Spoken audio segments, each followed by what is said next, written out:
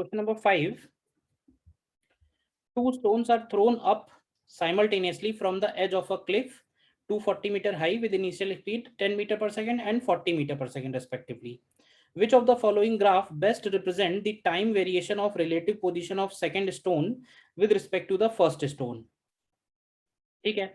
Assuming stones do not rebound after hitting ground and neglect air resistance. ठीक.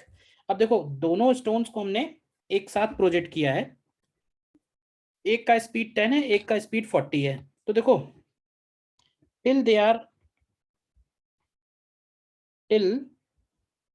Are in air, देखो जब तक दोनों हवा में है तब तक उनका रिलेटिव एक्सीलरेशन अगर हम लोग लिखें acceleration of 1 minus acceleration of 2, तो क्योंकि दोनों का ही एक्सीलरेशन जी डाउनवर्ड है तो 0 होगा. और रिलेटिव वेलोसिटी कितनी बनेगी? तो रिलेटिव वेलोसिटी अगर हम लोग लिखें तो 40 माइनस 10 यानी कि रिलेटिव वेलोसिटी बनेगी 30 मीटर पर सेकेंड. और ये रिलेटिव वेलोसिटी कांस्टेंट रहेगी जब तक दोनों हवा में होंगे. अब ध्यान से देखो तो पहला वाला जो स्टोन है जिसका स्पीड 10 है वो पहले ग्राउंड पे टकराएगा. तो जब तक वो ग्राउंड पे नहीं टकरा जाता है तब तक उनकी रिलेटिव वेलोसिटी 30 कांस्टेंट रहेगी. और रिलेटिव वेलोसिटी कांस्टेंट होने से उनके बीच का जो सेपरेशन है वो कांस्टेंटली इंक्रीज होगा. यानी कि ये चारों ग्राफ एक ही बात बोल रहे हैं, कॉन्स्टेंटली इंक्रीज होने की. ठीक है ना. तो अगर चाहो तो टाइम निकालो, अदरवाइज तो टाइम दिख ही रहा है कि टाइम जो है या तो 8 आना चाहिए या 12 आना चाहिए. चलो निकाल के देख लेते हैं. तो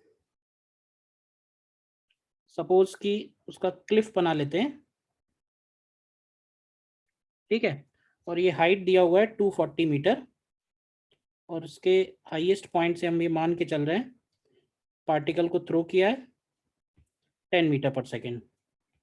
तो ये पार्टिकल क्या होगा, पहले ये ऊपर जाएगा, रुकेगा और फिर ये वापस आएगा. ठीक है.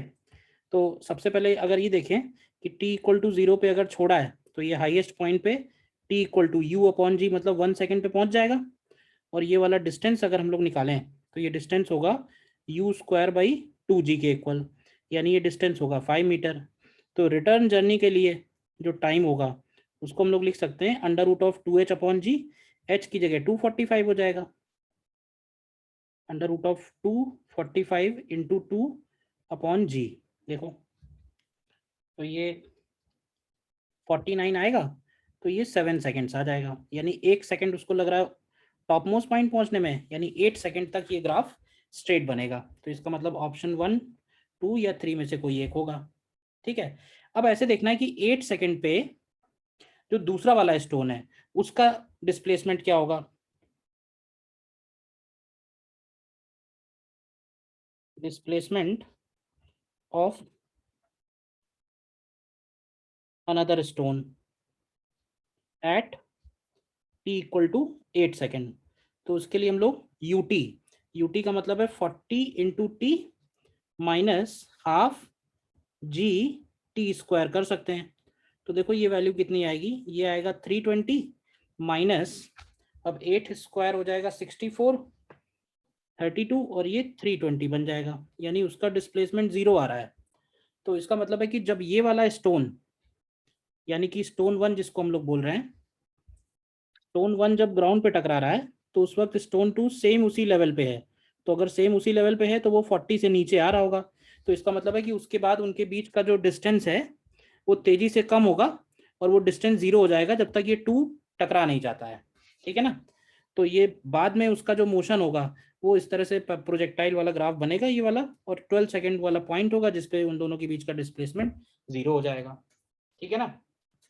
अगर ये कंफ्यूजन है कि ये वाला ग्राफ क्यों नहीं हो सकता, ये वाला ग्राफ क्यों होगा, तो ऐसे समझो कि वेलोसिटी सेकंड स्टोन की बढ़ती जाएगी तो इंक्रीजिंग स्लोप का कर्व होना चाहिए. ये कर्व डिक्रीजिंग स्लोप का है और ये कर्व इंक्रीजिंग स्लोप का है. ठीक है ना. इसलिए ऑप्शन सी हमारा करेक्ट आएगा.